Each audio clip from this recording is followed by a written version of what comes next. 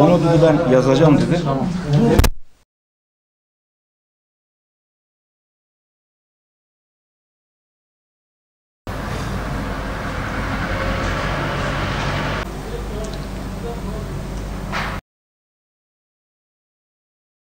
Mısır Devleti yetkililerine, Arap Birliği'ne, Afrika Birliği'ne, İslam İşbirliği Teşkilatı'na, Birleşmiş Milletler'e, Avrupa Konseyi'ne çağrımızdır.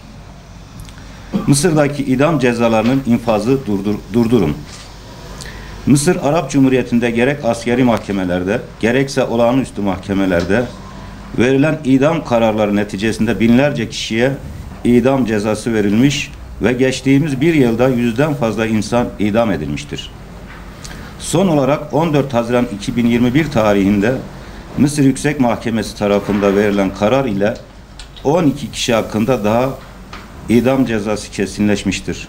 Cezaların her an infaz riski bulunmaktadır. Mısır'da gerçekleşen yargılanmaların niteliği bütün bağımsız kurumlarca eleştiri konusu edilmiş olup adil yargılanma hakkı ilkelerinin ihlal edildiği genel kabul görülmektedir.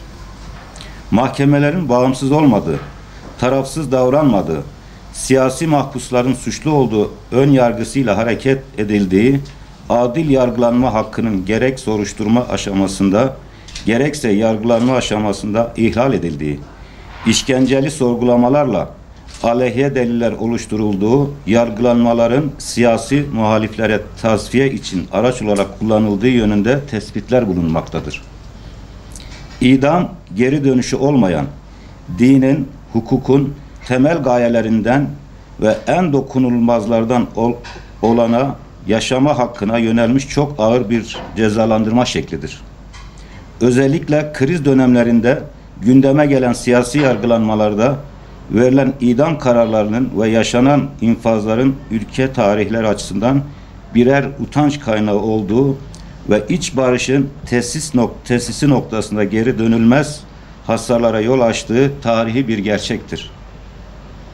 Bizler aşağıda imzası olan sivil toplum örgütleri olarak öncelikle her şeyi bir tarafa bırakarak Mısır Arap Cumhuriyeti Cumhurbaşkanı Abdülfettah el-Sisi'ye ve Mısır Müftüsü Şevki Allam'a sesleniyoruz. Ülkenizin ve yönetiminizin işkencelerle ve idamlarla anılması ve en başta sizleri rahatsız etmelidir.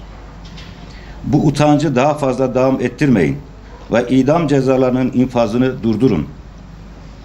Arap Birliği'ni, Afrika Birliği'ni ve İslam İşbirliği Teşkilatı'nı sürece aktif bir şekilde müdahil olmaya ve özellikle Arap ve İslam coğrafyasına idamlar konusundaki bu iştahın önüne geçecek adımlar atmaya davet ediyoruz. Birleşmiş Milletler Genel Sekreterini, Birleşmiş Milletler İnsan Hakları Yüksek Komiserini ve Avrupa Konseyi Başkanı'nı kurumsal ve ikili görüşmelerle sürece müdahil olmaya ve idamların durdurulması için çaba göstermeye davet ediyoruz.